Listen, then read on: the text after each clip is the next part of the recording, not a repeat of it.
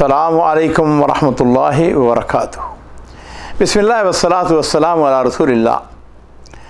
मौजूद नाज़रीन किराम, अब्बासी खलीफा अल-मुअतज़द बिल्लाह, उसका वज़ीर उबैदुल्लाह बिन सलेमान अपने दफ्तर में बैठा हुआ। उबैदुल्लाह, उसकी अपनी हैबत थी, वक़ार था, मामलात में बड़ा सख्त था। किसकी मजाल थी कि उसके सामने गुफ्तगू करे या बोले। उसकी मजलिस में खामोशी छाई रहती थी। उसने मामलात को देखना शुरू किया, एक एक मामले को देखता चला गया। एक नाम उसके सामने आया तो रुक गया और फिर उसने कहा, ला इलाहा इल्लल्लाह, मैं वही करूँगा जिसका मेरे वालिद ने मुझको हुक्म दिया है। गैर शौरी तौर पर बोलता चला गया। उसकी आवाज़ बुलंद थी। उसके सेक्रेटरी कातिब किसी की जुर्रत नहीं थी उससे पूछे कि जनाब ये आप क्या कह रहे हैं। उसने उसके मामले को पढ़ा और हुक्म दिया कि इस शख्स को हाजिर किया जाए। हुक्म की फ़ौरन तामील होती है। एक नौजवान अंदर दाखिल होता है।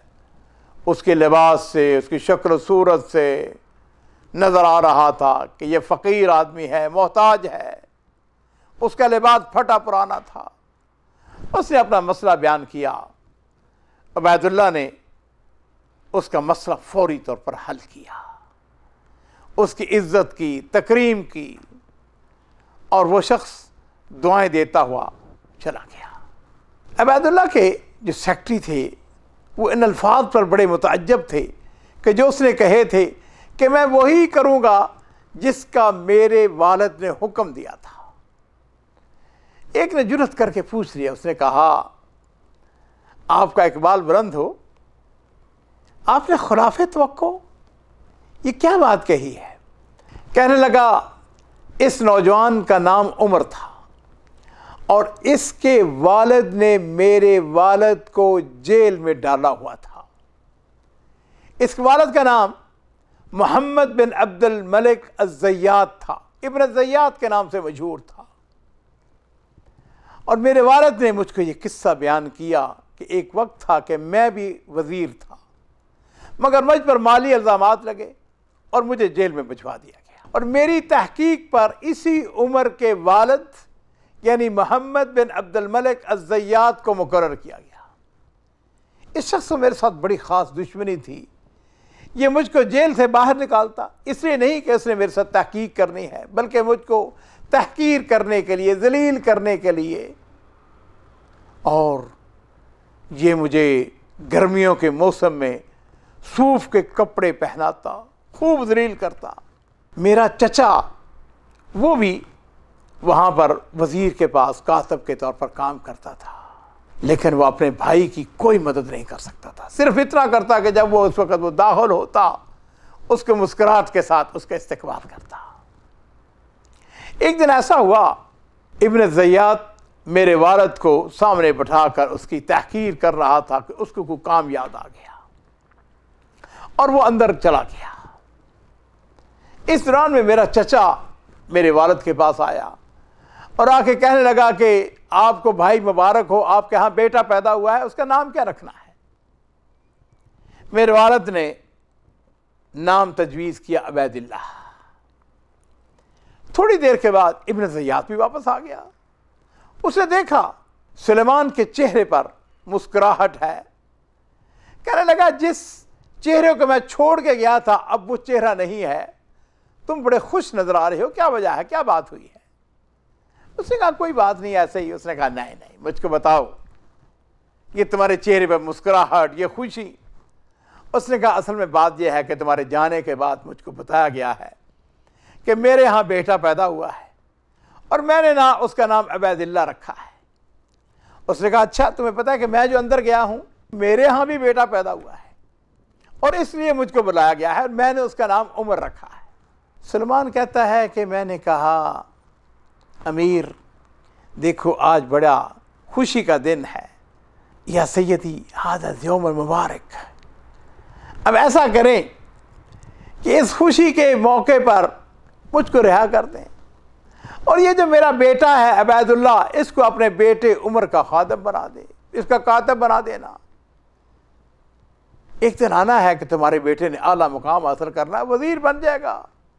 लेकिन मुझे बड़ा ताज्जुब हुआ, इब्न ज़ियाद उसने मुझको कहना शुरू किया, कहने लगा कि तुम गोया ये तमन्ना करते हो कि तुम्हारा बेटा एक दिन आला मुकाम हासिल करेगा, वो वजीर बन जाएगा, और मेरा बेटा उसके पास फरियाद लेकर सवाली बनकर आएगा।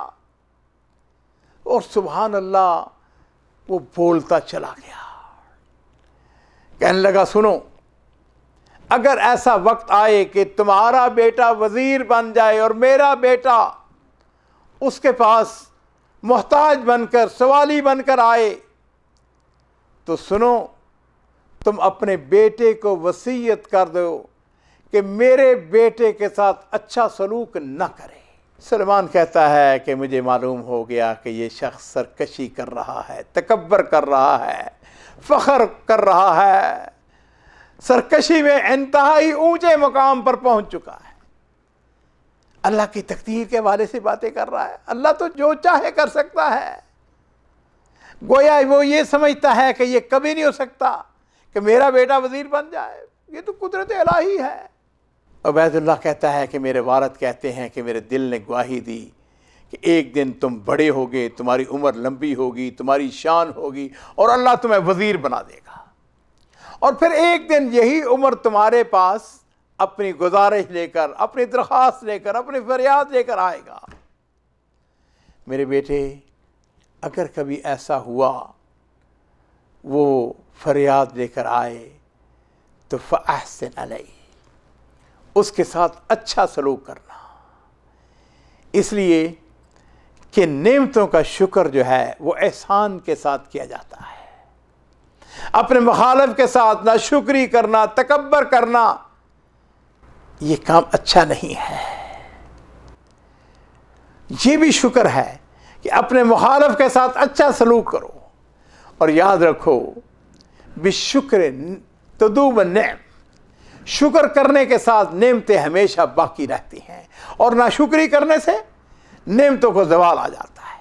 अबैदुल्लाह कहता है कि मैंने अपने दिलो दिमाग में ये बात रख ली और मैंने अपनी वालिद की नसीहत को पल्ले बांध लिया।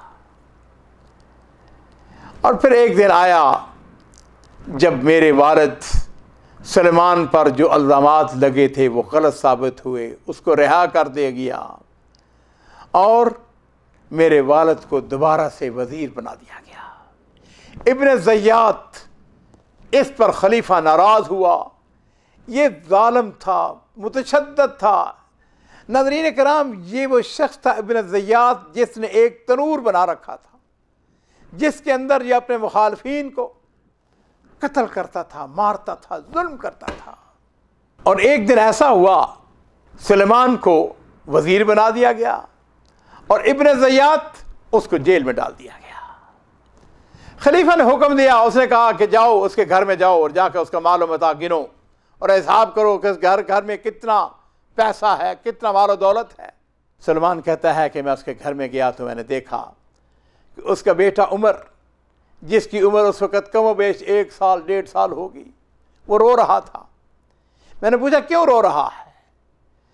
मुझको बताया गया कि उसका खिलौना छीन लिया गया है, इसलिए वो रो रहा है। तो मैंने न सिर्फ उसका खिलौना वापस करवाया बल्कि हुक्म दिया कि उमर की तमाम अशिया उसको वापस कर दी जाए। मैंने उसकी बुराई का बदला भलाई से दिया, नेकी से किया, खैर के साथ दिया। और फिर नाज़रीन इकराम, वो वक्त भी आया जब वो सब कुछ हो गया जिसकी तमन्ना और ख्वाहिश उबैदुल्लाह के वालिद सलमान ने की थी। इसका बेटा उबैदुल्लाह बड़ा होकर वज़ीर बन गया, मगर उसको अपने वालिद की वसीयत याद थी कि उमर के साथ अच्छा सलूक करना है। और फिर जब उमर उसके पास दाखिल हुआ तो उसने कुदरत रखने के बावजूद उसको माफ़ कर दिया। और नाज़रीन इकराम, इस बात को अच्छी तरह समझ लीजिए, पल्ले बांध लीजिए कि कुदरत रखने के बावजूद माफ़ करना खुल्क अजीम है। ये नबियों की सुन्नत है। हज़रत यूसुफ अलैहिस्सलाम ने अपने भाइयों को माफ़ कर दिया था, हालांकि उन्होंने उनको कुएं के अंदर डाल दिया था, उनके कत्ल के मंसूबे बनाए थे।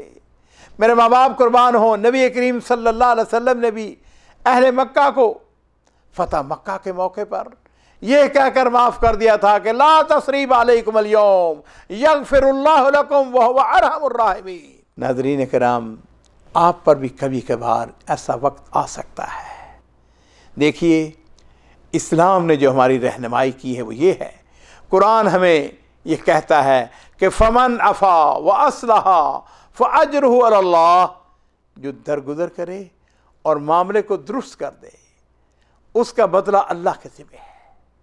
और मेरे माँ बाप कुर्बान हों, नबी करीम सल्लल्लाहु अलैहि वसल्लम ने इरशाद फरमाया है वमा ज़ादल्लाहु अब्दन बिअफ़विन इल्ला इज़्ज़ा, दरगुजर करने से अल्लाह ताला बंदे की इज़्ज़त और बढ़ा देता है।